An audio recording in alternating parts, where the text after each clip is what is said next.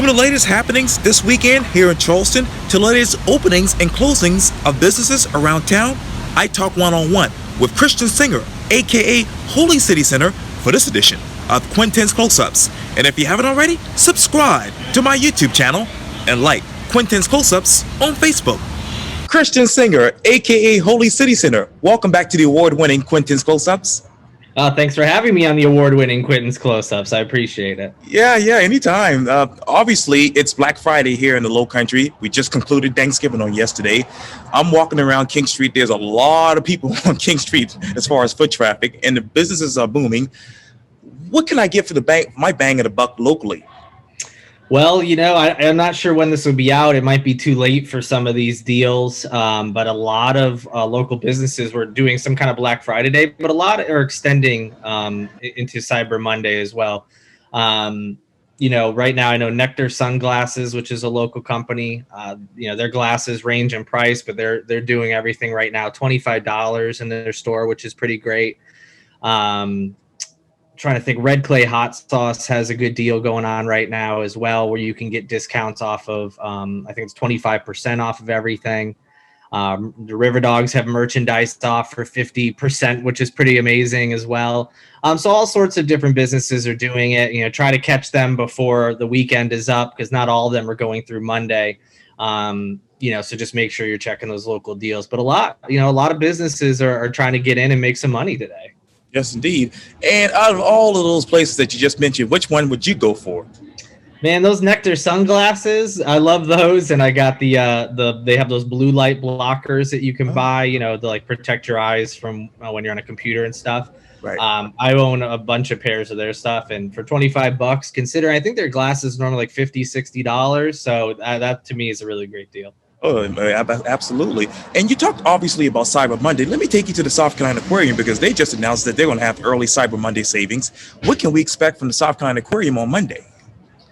So the aquarium, which by the way, I'm sure, and I know and people watching know, has had a tough year like many people. So if you can support them, this is a great way to do it.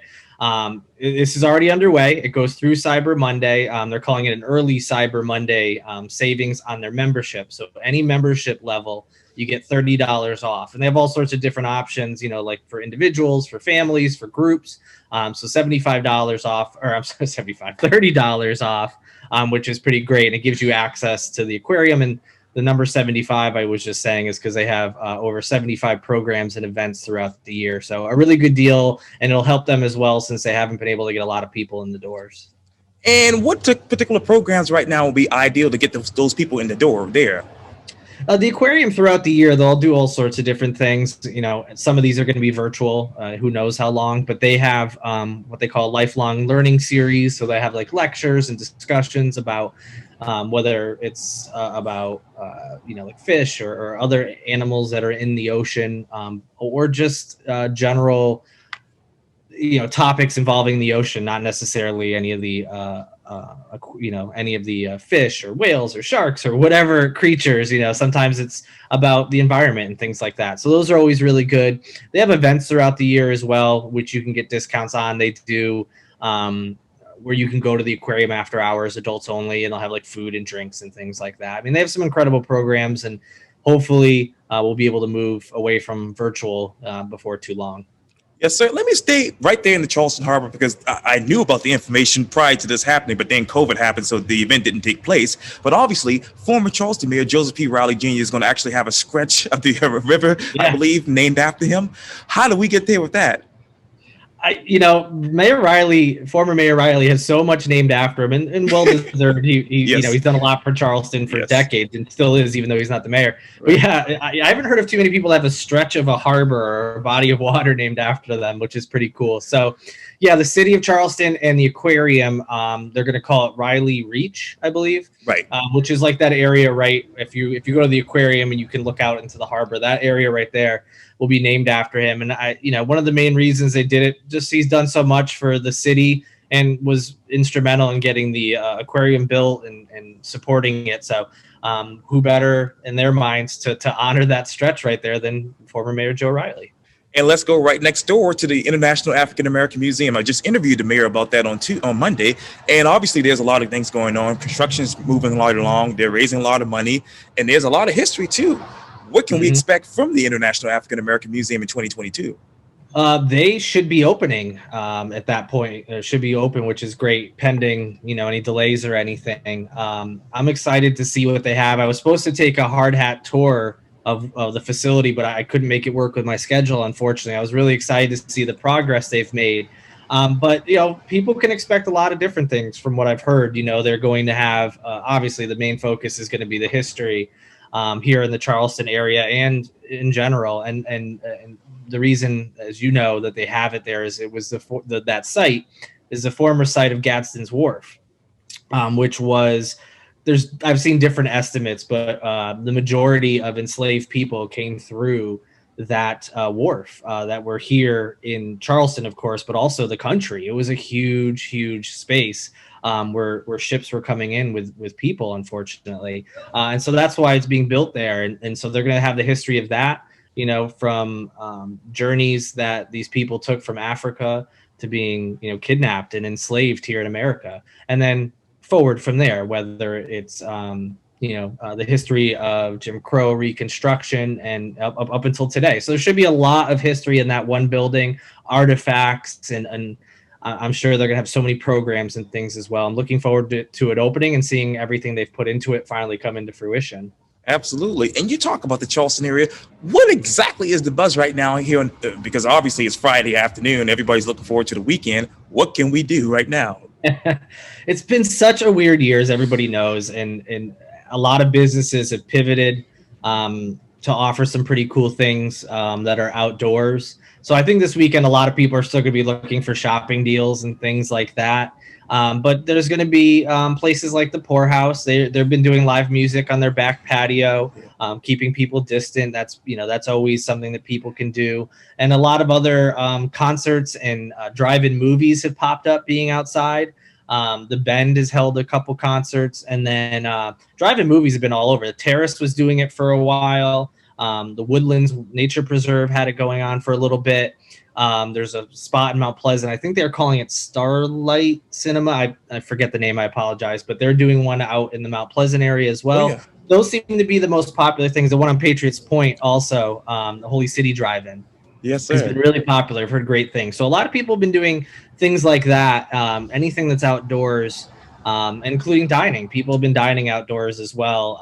The weather, thankfully, is still nice, so it's you can still do that and not have to worry about going inside. Yes. But yeah, a lot of the big events have been canceled, as you know. So people are kind of happy just doing anything, and those kind of pivots that the businesses have made have been really successful. And unfortunately, I can't keep count right now, but I don't know how many businesses and restaurants have actually closed due to COVID. Where are we right now with those numbers? I don't know the exact number because it's hard to know if they specifically closed because of COVID, or if it's one of those things where maybe COVID sped up the process. They weren't doing well already. Some places were already possibly thinking about it because costs downtown are so high. But I was kind of surprised. I keep a list I try to keep an up-to-date list of new restaurants, restaurants that have closed, and restaurants that are scheduled to open. And I think a lot of people feel like a lot of businesses have closed because of COVID, and they have, of course.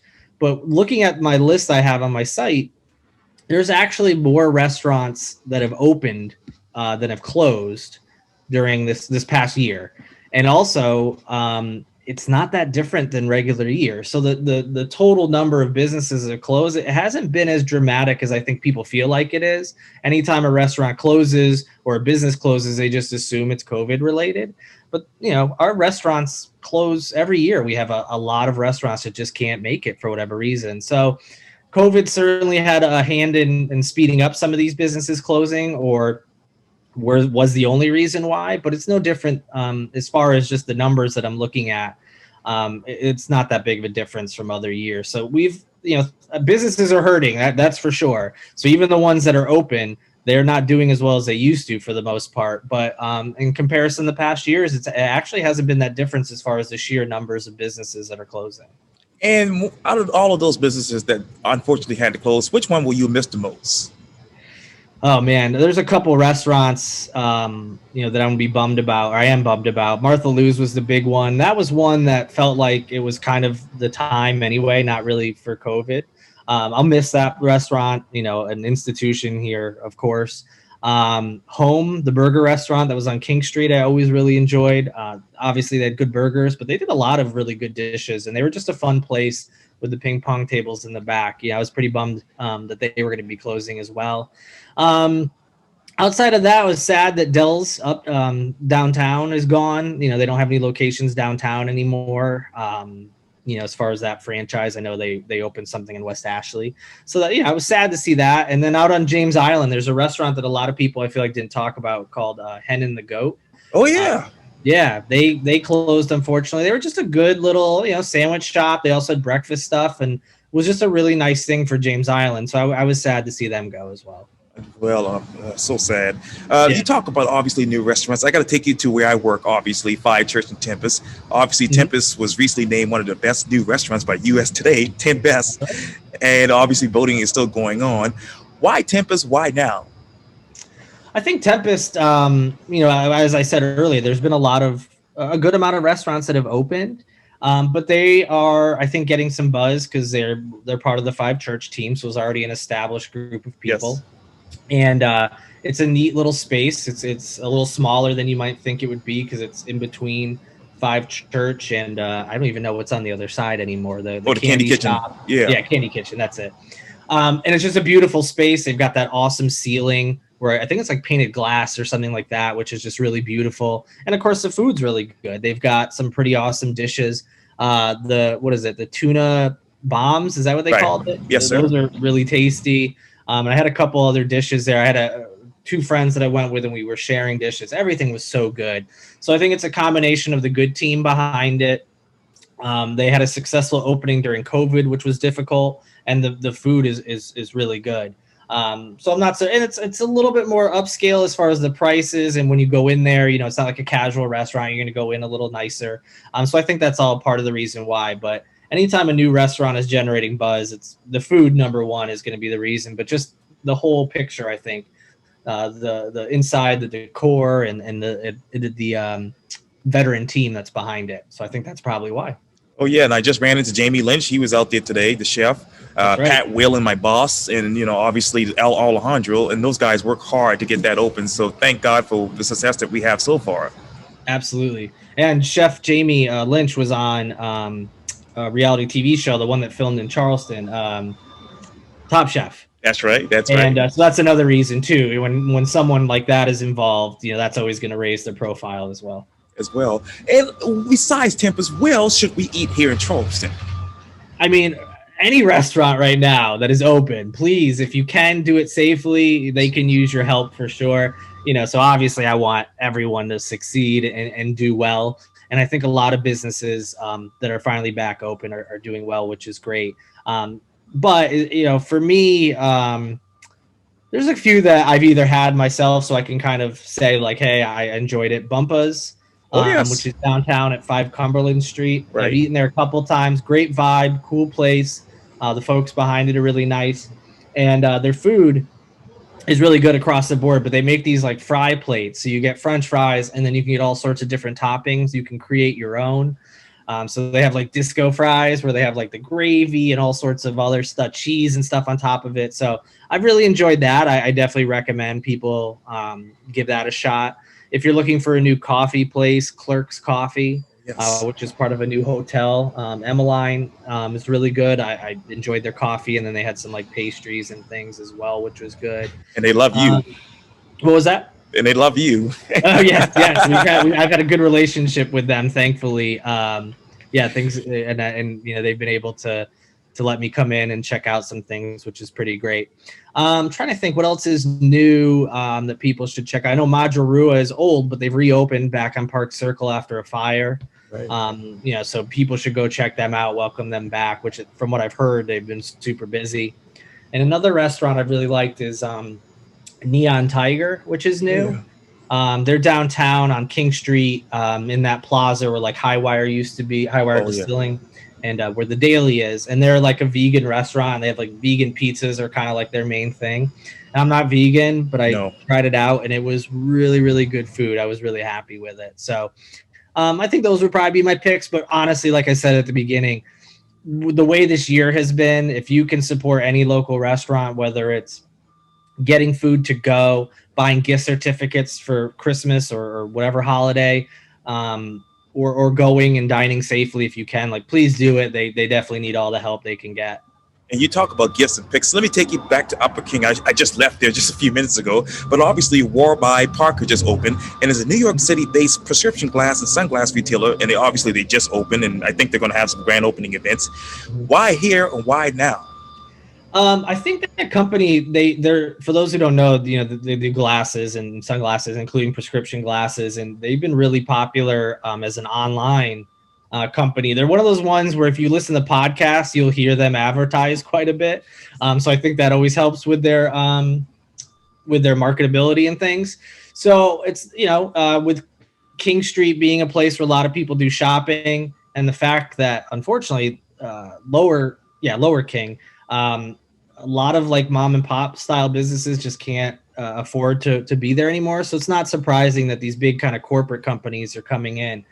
And when I shared it on my site, people were really excited. People it feels like glasses are having a moment almost, as silly as that seems, because they never go anywhere. But as far as designs and styles, I don't remember a time until the last few years where glasses have become as big of a fashion accessory as they are now. At least that's my perception. I feel like more people are getting instead of just like a standard whatever, whether it be sunglasses or a prescription, they're not just getting something standard. They're making it like a statement piece. There you go.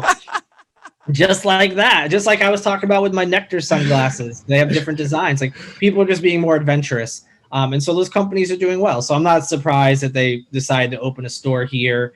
And the cool thing with them, corporate stores come in the communities all the time, but I like that they paired up with some local businesses to, for their grand opening to kind of, say, hey, not only are we opening here and want your business, but we want to be part of the community. I always like that because, we all love the stories of the mom and pop shop, someone doing it on their own. And when something corporate opens, you might be excited, but it doesn't have that same feel. So it's always nice when those businesses try to become part of the community and not just come in and be like, we're here, come shop with us. They want to make it feel like they're part of what's going on here. And a lot of those mom and pop shops obviously sponsor a lot of sporting events here in Charleston as well, and done a lot of community events. So that's why people appreciate that. And you talked earlier about Lower King Street and rebranding. And obviously the Holy City Creamery, previously known as Holy Sticks, has rebranded and moved it to the Park Circle area. How is business there right now? I haven't heard how well it's doing. I've heard people have gone there and that they like it. I would imagine, ice cream is a good business. I love ice cream. Who doesn't? So I'm sure they're doing well. And I'm sure they did okay on King Street. The problem, as we've mentioned a couple of times, is that even if you're doing well, it might not be well enough because of the cost of your lease or what have you. So I think they're going to do really, really well in Park Circle. I don't think they have too many ice cream places. I can't even think of one off the top of my head, but I feel like there's one, maybe two out in that area. Yeah. So it's not oversaturated for sure. So I think they're going to do really, really well. Yes, sir. And speaking of relocating, we got to talk about Natalie Dupree. She's leaving Charleston to move to Raleigh. How has she affected the Charleston community and obviously with the food and beverage scene?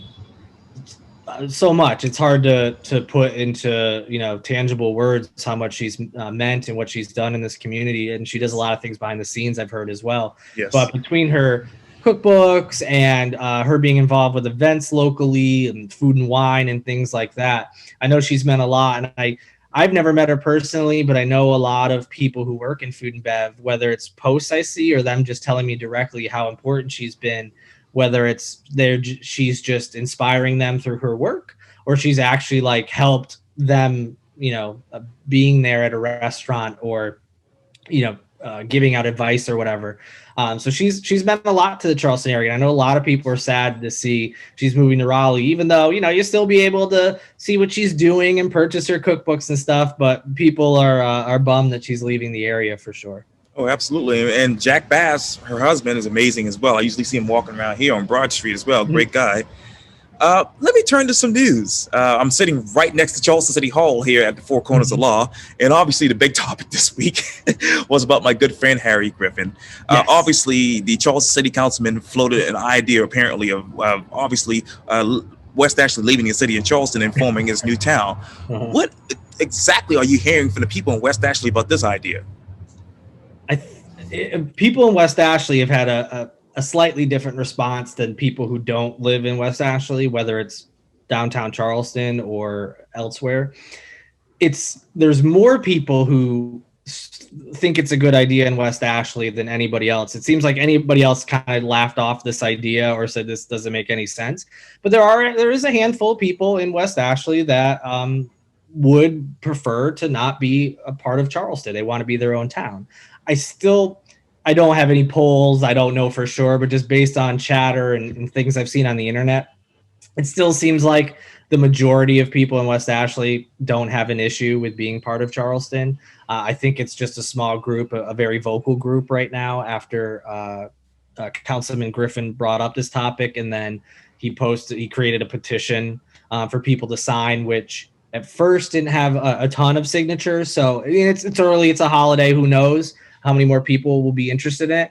But I think the majority of people are still kind of like, this seems silly, and not many people thought it was a real suggestion, more of just him trying to make a point. But it seems he was serious and is at least trying to gauge interest. Like I said, I think there's a loud vocal minority in West Ashley that is cool with it, but I don't think the majority of people who live there currently anyway are interested in leaving the city.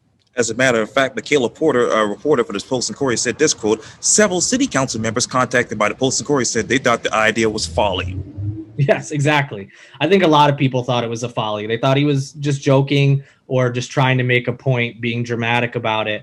But then a day or two later, he put up that petition and was like, hey, I feel like this is something we should do. And I think other people might back me up. Let's get an idea of how many people want this. So it appears he is at least exploring the possibility of bringing this up or, making it an issue. I hadn't heard any talk about this until a few days ago when he brought it up. Like, I hadn't heard chatter from people like, oh, I really wish West Ashley would leave and be its own town. So who knows?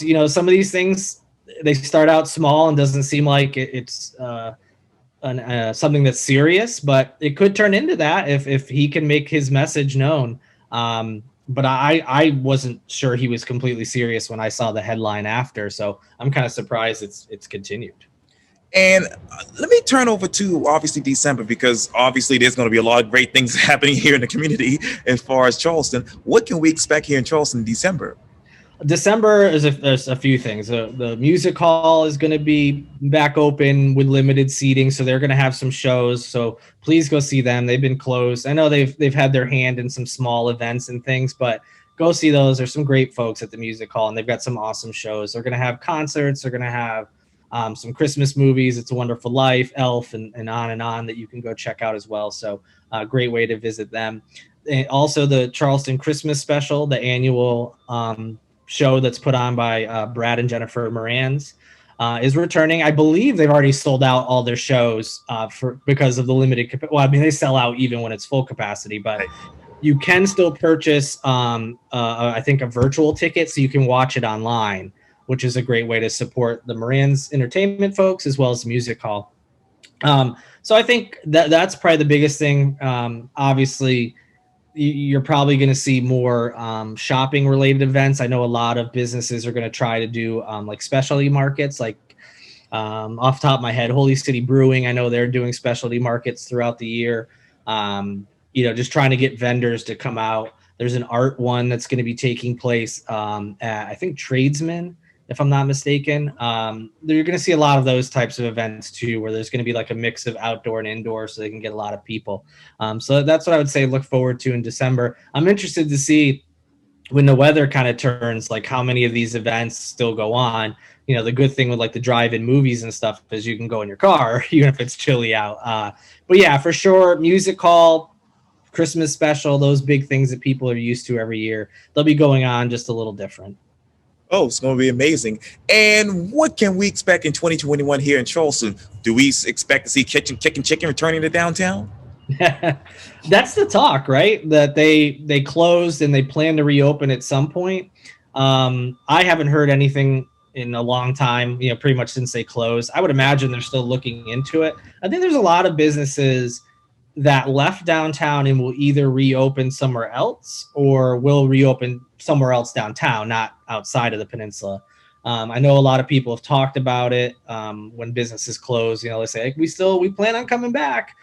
It all really is going to come down to, number one, what the virus is doing, of course, and also how much changes, if any, there are in people's spending and buying habits, even when the virus isn't as bad as it is right now here, as far as cases and things. Right. Because a lot of businesses that are open, they're not getting a ton of people, and that's not because they're restricting how many people can come in. Like, they're still just not getting enough people. Of course, there's some businesses that are just blowing it out and having really good success. So it's going to be really interesting to see. I think it's a very good possibility that places like Kickin' Chicken and other restaurants that have closed will come back in some capacity.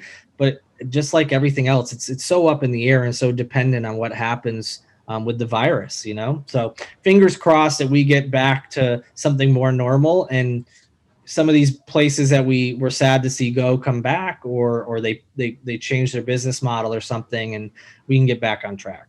Yeah, and I forgot to mention this, but I told you about it privately on Facebook. But obviously, Carolina Ale is no longer on Calhoun Street as well. Right, that's right. Yeah, a lot. That was not a corporate chain in the sense of like a McDonald's or something, but they had a few locations in the southern states. And actually, it may have just been South Carolina now that I think about it. But yeah, a lot of places that you would think would, between being downtown, having tourists and being in such a central location, would do well. But again, between the virus and just the high cost of running a business, period, especially in downtown Charleston, it's tough for a lot of these places to stay open. You talk about downtown, you talk about tourists, you talk about the virus. What do you want Harry Griffin and the rest of the city council to do when it comes to mass ordinances in Charleston? It's such a frustrating thing because I understand some of the things that they've said and Governor McMaster have said as well, as far as on the state level. It's hard to enforce mask wearing. I get that. Like, I could see that. It's tough to really enforce it. And what do you do if you see someone walking down the street and a police officer, whoever, stops them and says, "Hey, you're not wearing a mask." Like, "Oh, it's in my pocket, but I was just walking. There's no one around me." Like, it's a hard thing to police. But does that mean you shouldn't try? That's what's been really frustrating for me, is the fact that it's tough to do, so we're not going to do it. I think that's a cop out. You could try. You could. And maybe it won't be super successful, but at least you're putting out an effort.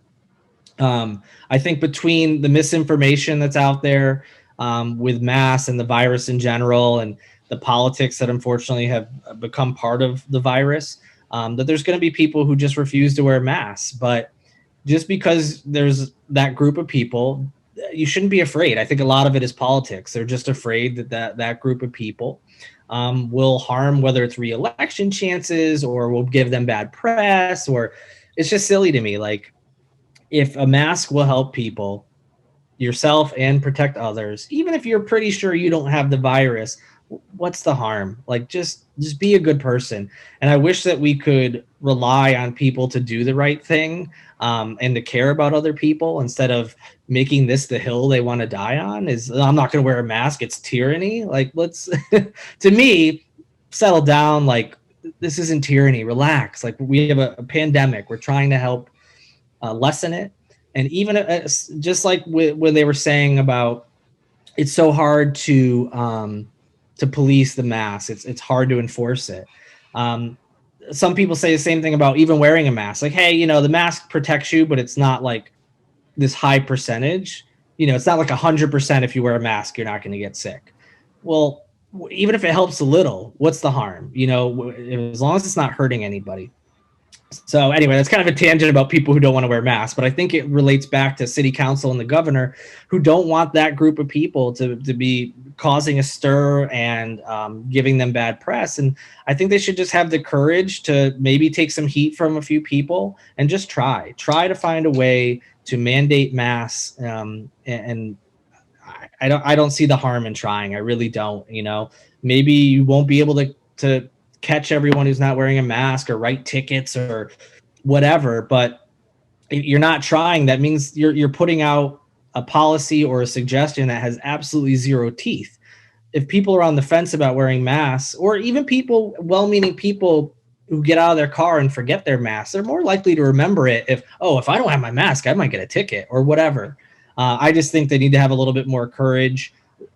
It's no surprise that we are in the position we're in, where we're having over 1,000 new cases a day for, I forget how many days in a row we're at now. We had 1,700 new cases today. That's our highest number in, I think, a few months. I'm not surprised it came roaring back because of things like that, putting out statements saying, pretty please do the right thing. People aren't going to do the right thing for the most part. I hate to say that, but that's been my experience. And you talk about Governor McMaster. Why hasn't he, in many people's mind, issued a mandate?